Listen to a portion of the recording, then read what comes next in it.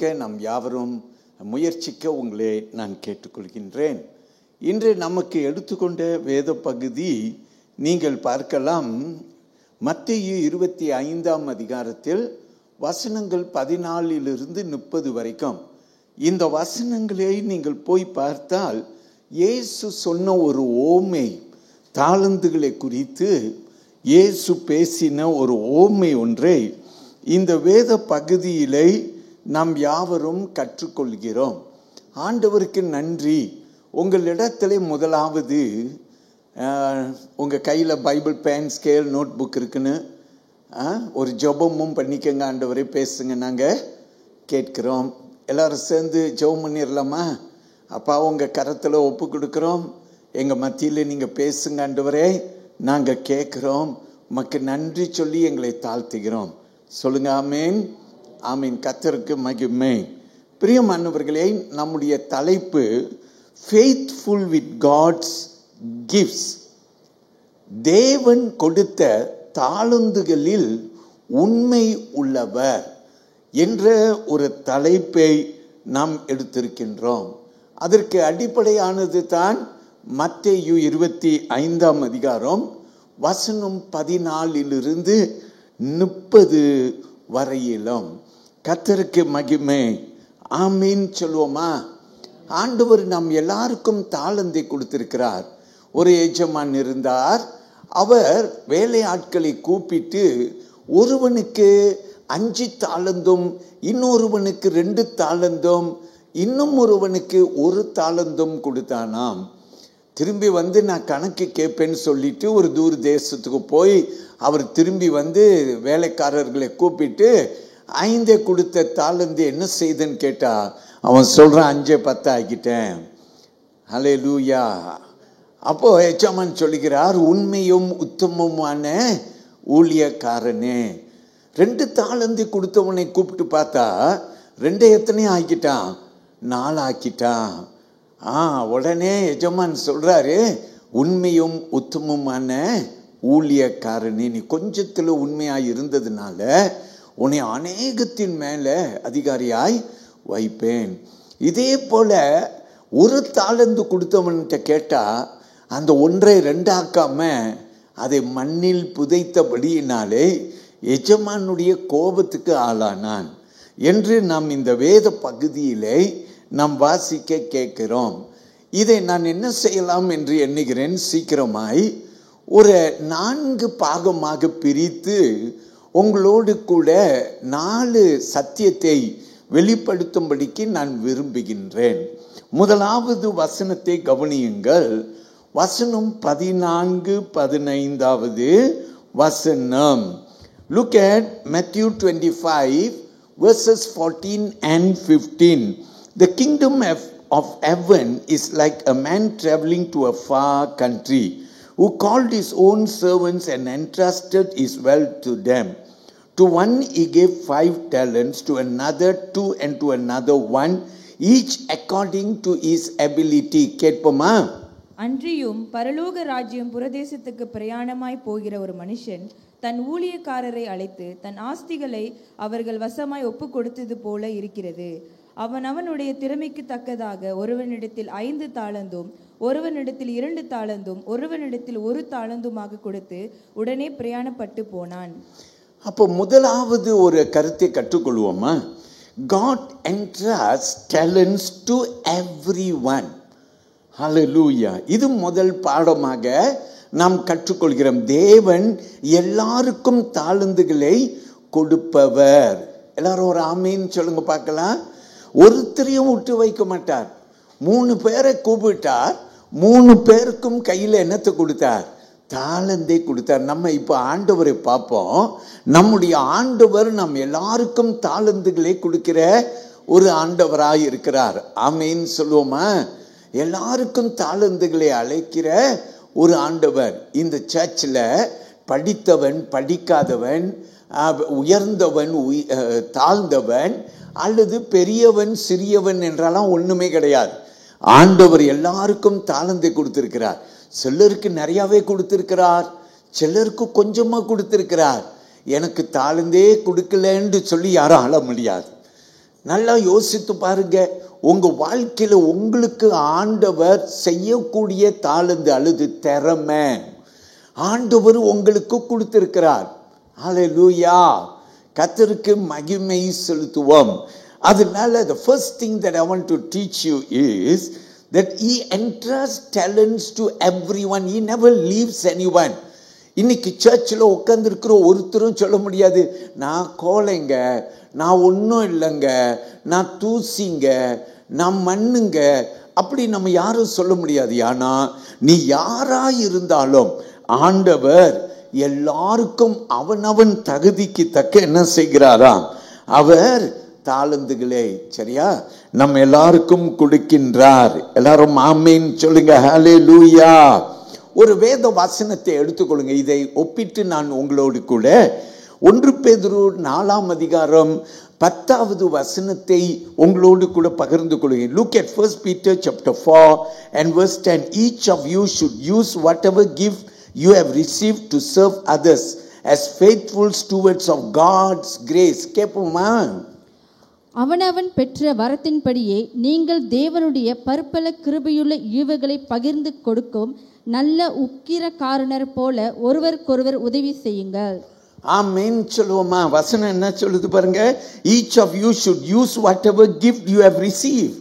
அப்படி நீங்க பெற்றுக்கொண்ட வரங்களையோ தாளந்துகளையோ நீங்க என்ன செய்யுங்க, பயன்படுத்தின அப்படின்னு பைபிள் சொல்லுது. மோசேயை பாருங்க, பைபிள்ல பார்க்கிறோம். மோசே சொல்ற, ஆண்டவரே நான் திக்குவை, ஆண்டவரே ஆண்டவரே பேச வராது, ஆண்டவரே எனக்கு வாயாய் ஒருத்தனை அனுப்புங்க. ஆண்டவர் ஆரோனை தேர்ந்தெடுத்தார், ஆனா வராது, முடியாது.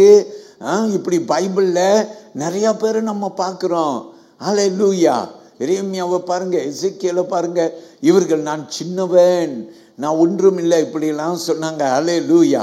ஆனா நீங்க பார்த்தீங்கன்னா இந்த மோசேயை தான் ஆண்டவர் தேர்ந்தெடுத்து முடியாதுன்ட்டு சொன்னவனே முடியும்ட்டு தன்னுடைய ஜனங்களை எகிப்திலிருந்து மீட்டு வர பண்ணினார். பார்த்தீங்களா எத்தனை பெரிய ஆண்டவர்.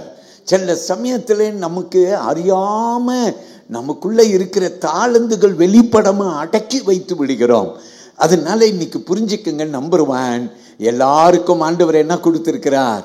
தாளந்துகளே, வரங்களே, கிருபைகளே கொடுத்திருக்கிறார். ஆமீன் சொல்லுங்க. நான் சின்ன பையனா இருக்கும்போது சண்டே ஸ்கூல்ல ஒரு பாட்டு எனக்கு கற்றுக் கொடுமா. எத்தனை தாளந்துகள் உன்னில் உள்ளதோ அத்தனையும் இரட்டிப்பாக்க ஆயத்தம் தானா அப்படின்னு சொல்லுவாங்க. அத்தனையும் உனக்குள்ளார கிளறி பார்க்குன்னு. ஆமேன்.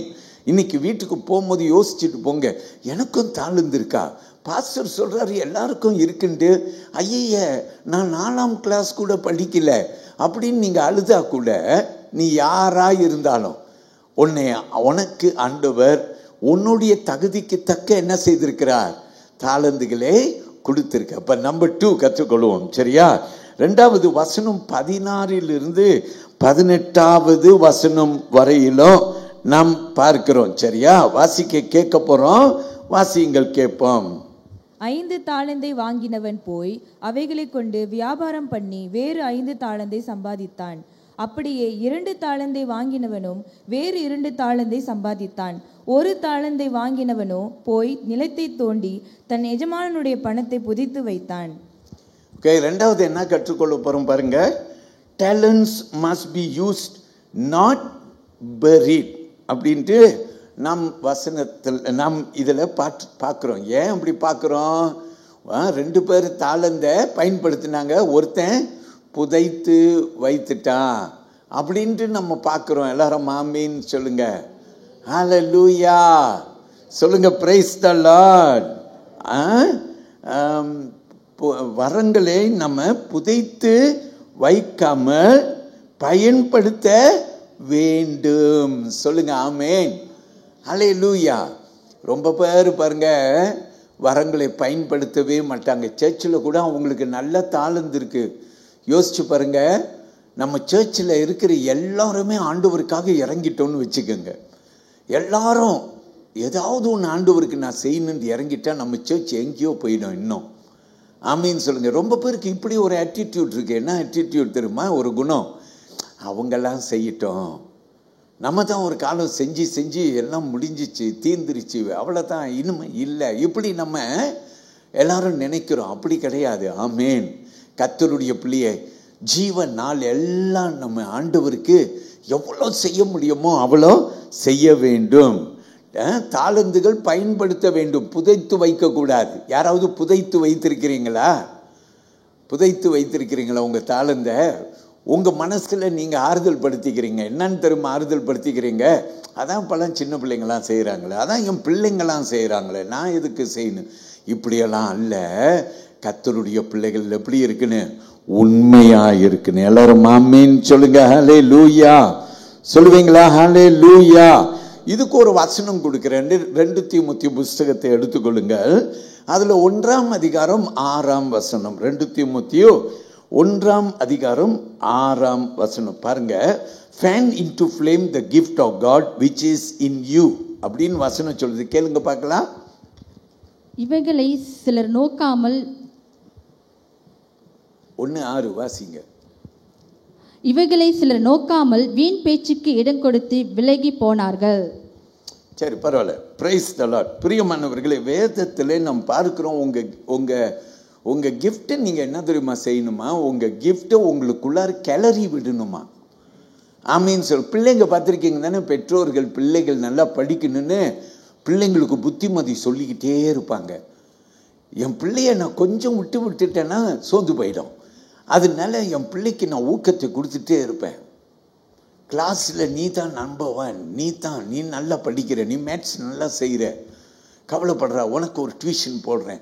இப்படியெல்லாம் நம்ம என்ன செய்கிறோம்? நம்ம பிரயாசம் எடுக்கிறோம், முயற்சி செய்கிறோம். ஏன்?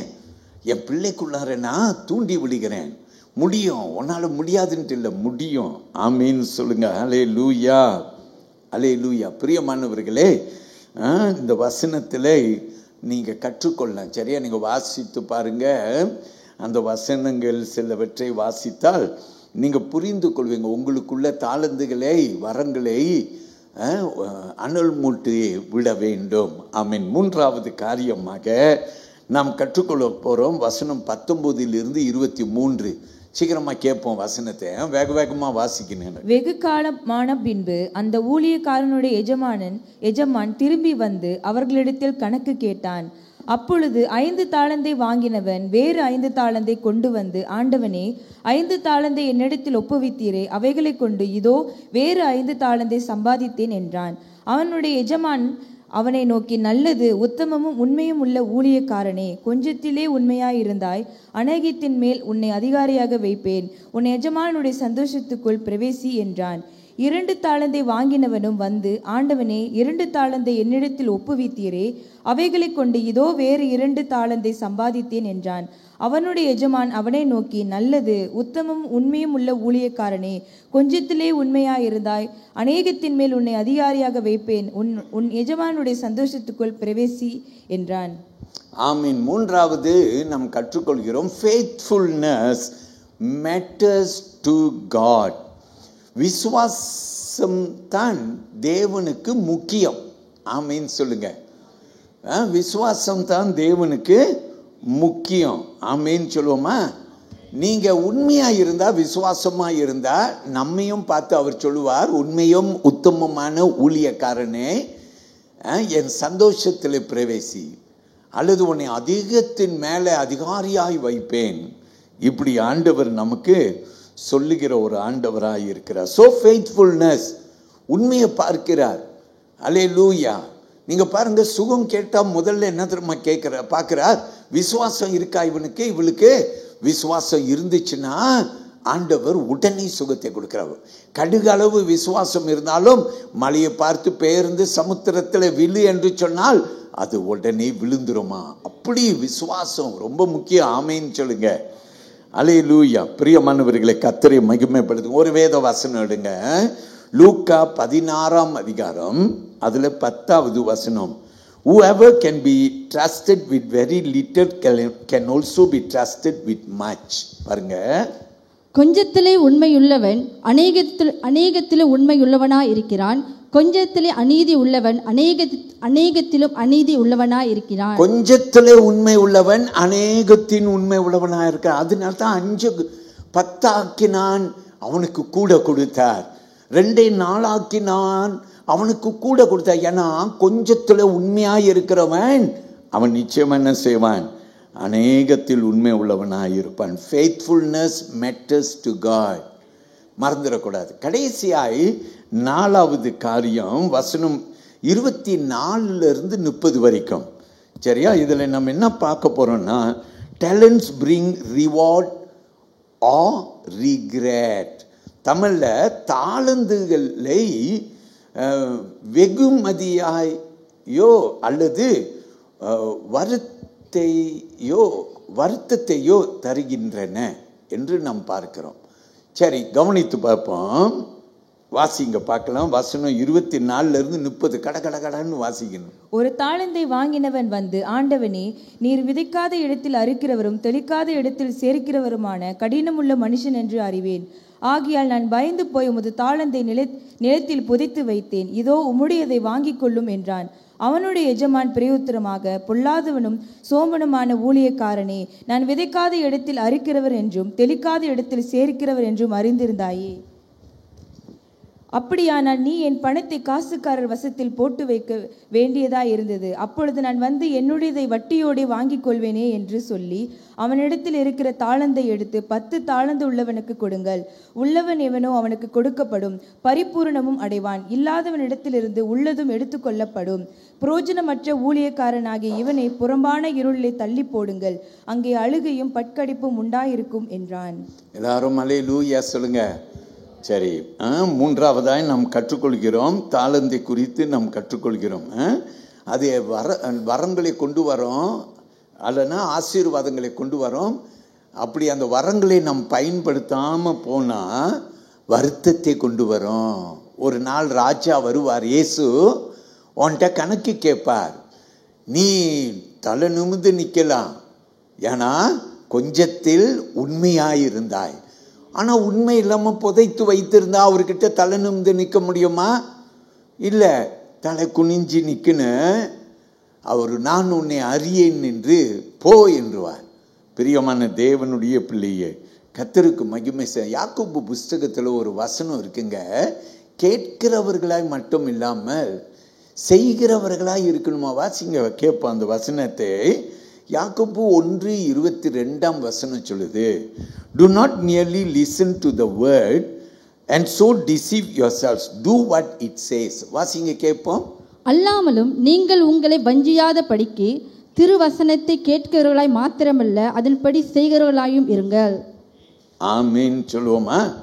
வசனத்தை கேட்கிறவர்களாய் மட்டும் அல்லாமல் அதன்படி செய்கிறவர்களாய் இருங்க. இன்னைக்கு பிரியமானவர்களே, நம்ம எல்லாரும் இந்த தாளந்து இரவுல நம்முடைய தாளந்துகளை வெளிப்படுத்த போகிறோம். செல் குரூப் சார்பிலையும் ஒருவேளை பாடலாய், ஒருவேளை பிரியமானவர்களே நாம் இந்த இடத்துல ஏதாவது நம்ம இடத்துல உடைய தாளந்துகள், அது ஃபேஷன் ஷோவோ தனி பாடலோ ஏதோ ஒரு ப்ரெசன்டேஷனோ எதுவாக இருந்தாலும் இன்னைக்கு உங்கள் தாளந்துகளை அவரிடத்துல வெளிப்படுத்துங்கள். அவருக்கு மகிமையை கொடுங்க. வீட்டுக்கு போகும்போது ஒரு தீர்மானத்தோடு போங்க, நான் ஆண்டவருக்காக செயல்படுவேன், புதைத்து வைக்க மாட்டேன் என் தாளந்துகளே. எல்லாரும் ஆமீன்னு சொல்லுங்க. புதைச்சு வைத்திருந்தவங்கள இன்னைக்கு விழித்து கொள்ளுங்கள். ஆண்டவருக்கென்று செயல் வீரர்களாய் எழும்புங்கள். கர்த்தர் நம்மை ஆசீர்வதிப்பாராக. பிதாவுக்கும் குமாரனுக்கும் பரிசுத்த ஆவிக்கும் மகிமை உண்டாக. இயேசு என்ற நாமத்திலே உங்களை ஆசீர்வதிக்கிறேன். ரொம்ப சீக்கிரமாக எழுந்து நின்று வாருங்கள். என்னோடு கூட ஒரு பாடலை பாடி